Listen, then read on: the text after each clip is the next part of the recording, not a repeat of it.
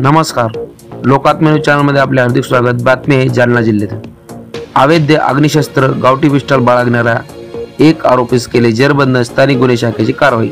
जालना जिल्ह्यातील अवैध गावठी पिस्टल बाळगणाऱ्या इसमाची माहिती घेऊन कारवाई करण्याबाबत पोलीस अधीक्षक अजय कुमार बन्सल यांनी स्थानिक गुन्हे शाखेचे पोलीस निरीक्षक पंकज जाधव व पथकास सूचना दिल्या होत्या।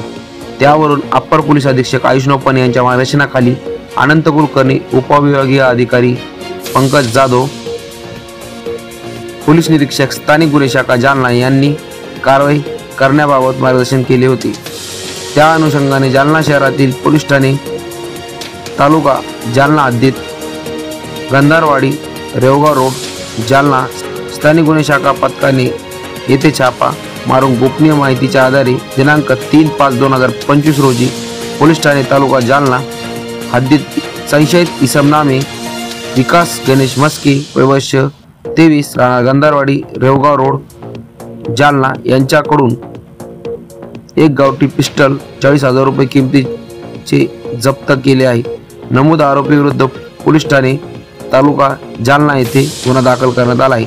सदरची कारवाई पोलीस अधीक्षक अजय कुमार बन्सल, अप्पर पोलीस अधीक्षक आयुष नौपणे, अनंत कुलकर्णी, उपविभागीय पोलीस अधिकारी जालना यांच्या मार्गदर्शनाखाली पंकज जाधव, पोलीस निरीक्षक स्थानिक गुन्हे शाखा योगेश उबाळे, सहाय्यक पोलीस निरीक्षक राजेंद्र वाघ, पोलीस उपनिरीक्षक व पोलीस अंमलदार रामप्रसाद पवरे, गोपाल गोशिक, भाऊराव गायके, रमेश राठोड, लक्ष्मीकांत आडे, फुलचंद गव्हाणे, इर्शाद पटेल, सतीश श्रीवास, अकूर दांडगे, देवीदास भोजने, रमेश काळे, कैलास चेके, सर्व स्थानिक गुन्हे शाखा यांनी सदरची कारवाई केली आहे। लोकात्म न्यूज चॅनलसाठी प्रतिनिधी तरंग कांबळे, जालना।